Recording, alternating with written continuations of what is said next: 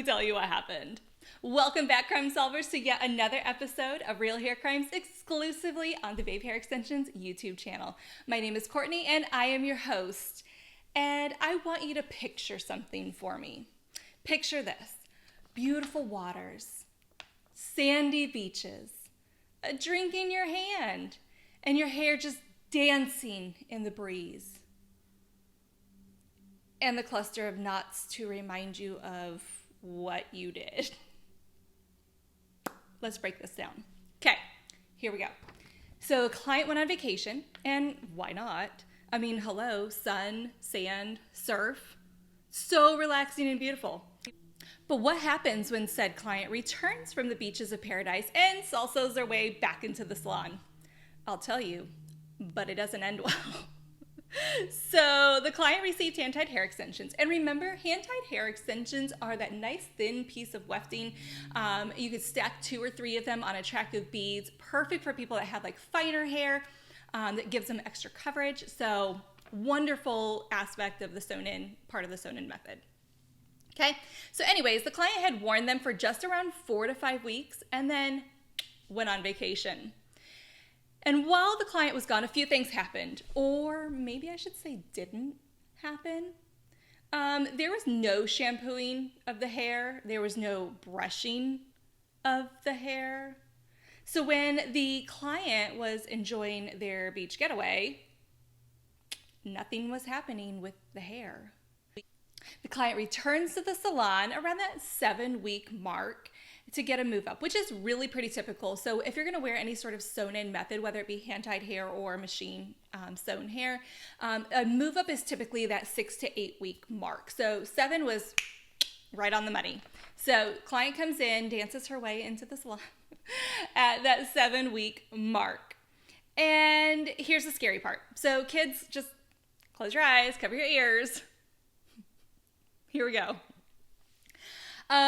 The client sat in the stylish chair and the unthinkable happened. There it was in all of its tangled glory. A cluster of knots throughout the hair, overtaking the wefts, worming its way through the actual banded area and making its way into the happy rat's nest that was the middle of this client's hair. So what happens next, you might ask? Well, after a couple of hours of trying to remove these knots, the client actually asked the stylist to simply cut the extension hair out of the real hair. So if y'all know a grow out, you usually get about maybe an 1.5 to 2 inches of growth. So you're cutting pretty close to that scalp, right? So I'm like talking about cutting the client's hair near the banded area to remove the perpetrator. Yep. What is the real hair crime in this story? And just how in the world did the client deal with the aftermath of cutting the wefts out of the hair, you might ask? So the real hair crime is the neglect. All of the neglect that happened. Okay? So just because your mind and body are being carefree on a beach does not mean that your hair is also going to have to be carefree or should be carefree. It requires adult supervision. Okay? And y'all know this. I mean, go back and watch all these other videos that we've done. We know that extensions require just a little bit more intent and thought than your natural hair. So if you're somebody that just kind of randomly throws their hair up every day just without brushing it or thinking about it or whatever, you may need to rethink the idea of extensions, because extensions do require a little bit of extra care, especially if you're taking your extensions to the beach with you, as is what happened here. So it gets worse though. So even if you are just simply brushing your hair or, haphazardly shampooing or whatever, remember you're still having to protect the hair while you're away. So again, beach vacations are a little bit trickier because not only are you just doing the normal things of shampooing and blow drying and brushing on a normal basis, but you have to protect them a little bit differently. So in this case, the real hair crime was just complete neglect. No shampooing, no brushing, no nothing, just enjoying the beach vacation, which good on you for enjoying the beach vacation. I'm so glad that was able to happen. But don't forget your hair. Like, don't forget the hair extensions because they need that help. So how do we solve this crime? Well, the stylist was actually able to solve this crime partly by the client request of cutting those extensions out of her hair.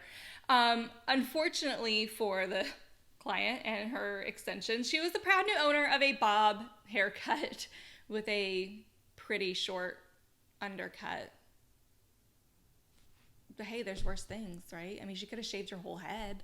That didn't have to happen. So she got a bob haircut and a pretty short undercut. Not the worst way to go, but I mean, honestly, it's money lost, hair lost, a lesson learned, all the things. So the stylist actually kept these wefts. I'm going to show you a photo on my screen right here of these wefts. She actually kept these wefts because she wants to show prospective clients exactly what may happen or more is likely to happen if you neglect your hair on your beach vacations.